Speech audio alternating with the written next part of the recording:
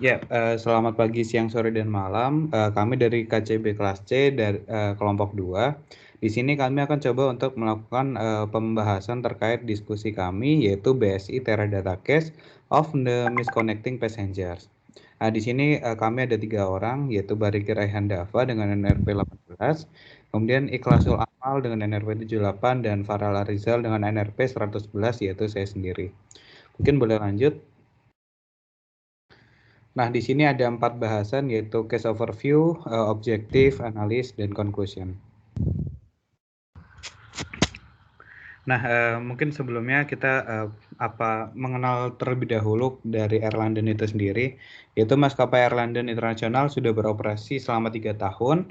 Terdapat permasalahan yang cukup serius, yaitu yang kerap terjadi, yaitu adalah misconnecting passengers. Ini dianggap serius karena berpotensi untuk menurunkan rating maskapai dari para pelanggannya. Kemudian maskapai kesulitan untuk merumuskan proses rebooking dengan baik.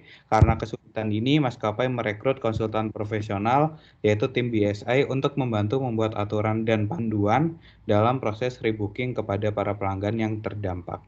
Nah, di sini terdapat problem, yaitu terdapat 4 penumpang yang memiliki rute penerbangan yang sama-sama menuju ke London, namun untuk penerbangan yang akan diberangkatkan dalam waktu dekat, hanya tersisa 2 kursi saja. Maka harus ada 2 orang lain yang harus menunda penerbangan sembari menunggu penerbangan berikutnya.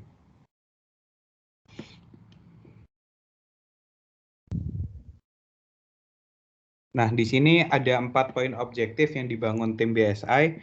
Nah, yang pertama adalah mencapai tingkat rating kepuasan yang baik terhadap proses rebooking yang cukup kompleks, kemudian memperoleh dan mendapatkan dan serta menggunakan data yang dimiliki perusahaan secara real time, kemudian menilai faktor lain untuk membantu menentukan keputusan dalam proses rebooking, dan yang terakhir adalah menggunakan kasus ini, penerbangan Frankfurt, sebagai kasus uji coba.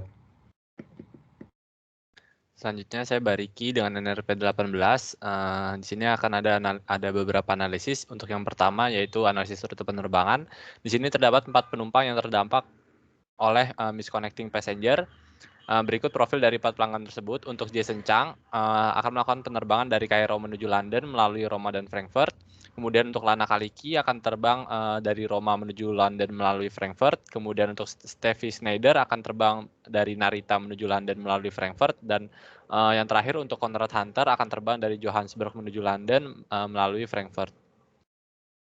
Selanjutnya dari analisis program penumpang setia atau frequent flyer. Di sini kita akan melakukan analisis terhadap total tempuh seumur hidup dan total tempuh dalam tahun ini dalam satuan mile. Kemudian juga kita akan membandingkan terhadap tarif penerbangan saat ini.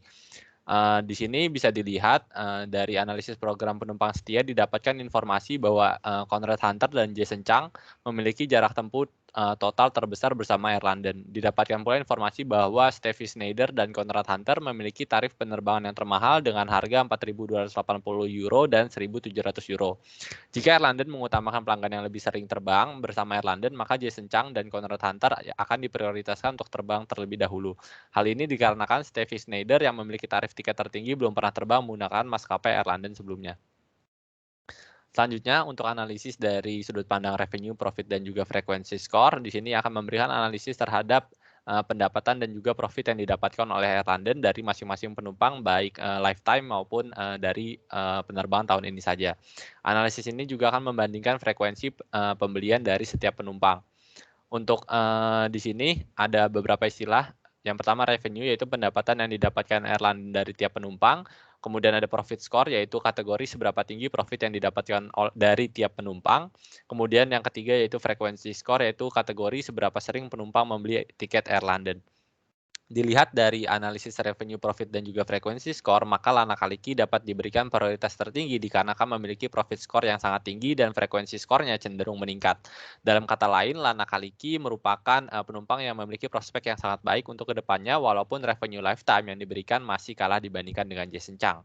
Sedangkan penumpang yang menjadi prioritas selanjutnya untuk segera diterbangkan adalah Conrad Hunter, dikarenakan selama ini ia telah memberikan revenue tertinggi baik diukur pada tahun ini maupun total seumur hidup. Baik, selanjutnya adalah dari kategori channel view. Di sini kita melihat dari analisis metode yang digunakan oleh tiap-tiap pelanggan dalam membeli tiket mereka. Nah, di sini Jason Cheng dan Conrad Hunter diutamakan karena mereka membelinya melalui web yang itu very low cost to serve, sedangkan Lana Kaliki dan Steph itu menggunakan travel agent yang very high to serve. Next. Selanjutnya adalah dashboard. Dashboard ini bisa digunakan oleh frontline staff atau staff pada depan gerbang pesawat untuk mengetahui kondisi terkini dari pelanggan-pelanggannya. Nah, informasi yang ada itu seperti customer view, bagaimana kondisi current flight-nya, apa saja isunya, dan nilai yang diberikan pelanggan terhadap company agar membantu frontline staff mengambil keputusan. Next. Selanjutnya ada in-flight feedback capabilities yang bisa dibuat oleh Air London untuk menentukan apa preferensi pelanggan dari solusi rebooking-nya. Bisa saja mereka lebih prefer ditinggalkan saja pesawatnya atau bisa ditaruh ke hotel, bisa dibookingkan hotel dan untuk mengambil penerbangan pada keesokan harinya maupun cancel trip-nya. Nah, ini kita bisa memvalidasi keinginan pelanggan agar mendapatkan kepuasan yang maksimal kepada tiap-tiap pelanggan dalam rebooking-nya. Next. Jadi bisa disimpulkan dari kasus ini, penumpang Lana Kaliki dan Stephen Snyder bisa menjadi dua prioritas utama untuk diterbangkan ke London, karena pada kasus ini penumpang Jason Cheng dan Conrad Hunter itu mereka prefer untuk melakukan metode yang lain dari hasil feedback in-flight internet feedback capabilities-nya. Oke, sekian penjelasan dari kami mengenai misconnecting flight. Terima kasih. Wassalamualaikum warahmatullahi wabarakatuh.